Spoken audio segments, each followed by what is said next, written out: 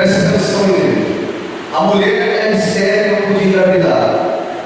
A Bíblia fala que eles já eram velhos, avançados em idade. Diga assim, avançados em idade. Mas um dia ele, Zacarias, o Zaca, ele foi para o altar de Deus. E ele nem esperava mais ser pai. Quando ele chega no altar, encerrando, vem aqui a você.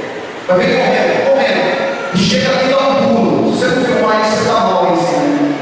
Vem correndo, dá um salto. O Zacarias está no altar, sacerdote. E de repente, vem dar um pulo, filhão. O anjo Gabriel. Na frente dele.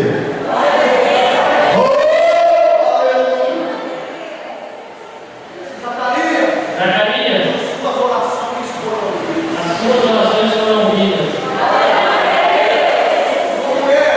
Sua mulher, Isabel, conceberá e dará a luz ao filho. O Zacarias, ele começa a falar com o anjo, mas como? Como? O que me chama a atenção quando eu estou sentado ali, é que Deus falou assim: tem muitas pessoas aqui que o seu filho deseja estudar, o seu filho deseja se formar, a sua esposa deseja fazer alguma coisa e não está conseguindo, o seu esposo, e etc, etc, pontinho, reticência.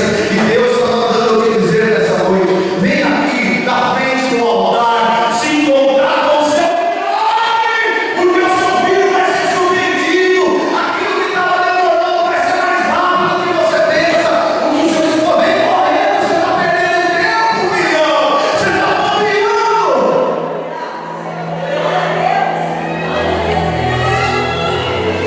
Chega nosso de paz. Eu não tenho culpa, seu olho, seu Jesus, e Deus revela e manda vir correndo. Vem pegar sobre cá, põe a mão na sua barriga. Olha, eu vim nascendo aí, não é um sonho seu. Receba ele, porque você sai daqui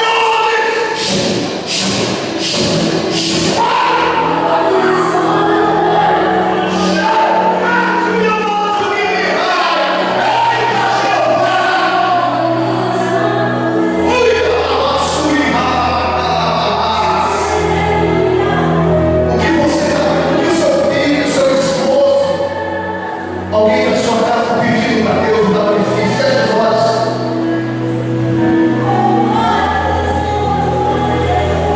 Você sabe, fecha os olhos, Senhor. Você sabe que o seu filho está lutando e não está conseguindo. Você sabe que sua esposa está lutando e não está conseguindo. Que o seu esposo está lutando e não está conseguindo. Assim te diz o Senhor agora. Pela minha boca, o Senhor está falando. A sua oração foi ouvida.